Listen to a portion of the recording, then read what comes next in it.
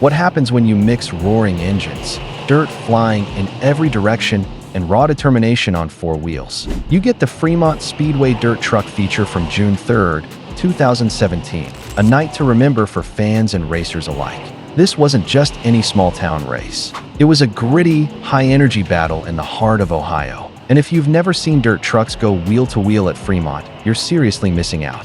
In this video, we'll take you inside that thrilling night, from green flag to checkered. We'll break down the action, highlight standout drivers, and relive those white-knuckle moments. So buckle up, because dirt track racing isn't for the faint of heart. Have you ever wondered what makes these local tracks so electric? Why do racers risk it all for a trophy and bragging rights? And what makes Fremont Speedway such a legendary spot on the dirt track map? Stick around, we've got answers, highlights, and a few surprises coming your way. Fremont Speedway, located in Northwest Ohio, is known as the track that action built. And on June 3rd, 2017, it truly lived up to that nickname, with fans packing the grandstands and the sun setting behind. The trees, the atmosphere was electric. The dirt surface was prepped perfectly, with just enough moisture to keep the racing fast and furious. Dirt trucks lined up in the pits, engines rumbling, drivers tightening belts and focusing in. The air smelled like fuel, tires, and adrenaline. Classic, short track Saturday night. It's the kind of place where families come together and old rivalries get settled. The fans weren't just watching. They were part of the show, cheering, shouting, and living every lap. From the kids waving checkered flags to the diehards in lawn chairs, everyone was locked in. You don't need a big budget or a national sponsor to put on a great race here. Just grit, guts, and a truck that can handle the dirt. So what exactly are these dirt trucks tearing up the track? They're not the big rigs you see on highways, and they're not traditional stock cars either. Dirt trucks are a unique class, mid-sized racing trucks, heavily modified for short dirt ovals. They've got roll cages, race-tuned suspensions, and a whole lot of horsepower. Most are based on older pickup bodies, but underneath, they're pure race machines, built tough to handle the bumps, ruts, and contact that's common in dirt racing. Drivers build these trucks in their garages, tweaking every part for speed and control. They run wide tires for grip and often slide sideways through the corners. It's not just about speed, it's about balance, throttle control, and keeping your truck straight. And at Fremont, these trucks put on a show that rivals any big league motorsport. It's loud, dirty, and absolutely awesome. As the trucks lined up on June 3rd, the tension was thick.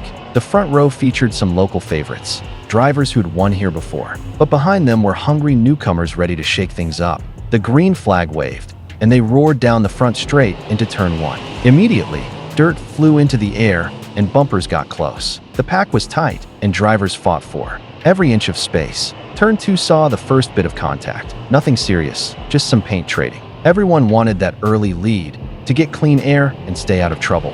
Lap by lap, the front runners started to separate from the rest. But the battle in the middle of the pack, that's where things got wild. Three-wide racing on a slick dirt surface, it doesn't get more intense. Around the halfway point, the real chaos began. One truck clipped an infield tire barrier and spun sideways in turn 4. That triggered a chain reaction. 2 more trucks piled in, one even riding up on another. The red flag came out, and crews rushed to check on the drivers. Thankfully, everyone was okay, just a few bruised fenders and egos. But the restart reshuffled the field and opened the door for a surprise contender. A driver from the back, let's call him number 42, started carving through the field like a man on a mission. He was hitting the high line hard, sliding perfectly through each corner. The crowd started cheering louder every time he passed another truck. This is what dirt racing is all about, never giving up, even when the odds are stacked. It wasn't just a race anymore, it was a story unfolding in real time. Meanwhile, the leaders were getting aggressive. The top 2 trucks traded positions, lap after lap, bumping doors down the straights.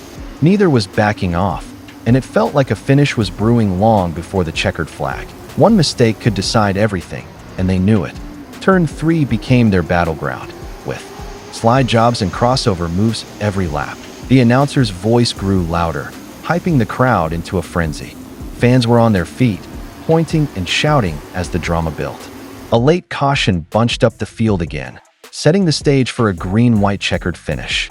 Could the comeback kid from the back steal it all? Or would the front row vets settle the score the old-fashioned way? With raw speed and nerve, the restart was coming, and no one was sitting down. 2 laps to go, and the green flag dropped one last time. The leaders blasted into turn 1, side by side, inches apart. Number 42 dove low, trying to make it a 3-truck fight to the finish. He slid up out of turn 2, brushing fenders with the second-place truck.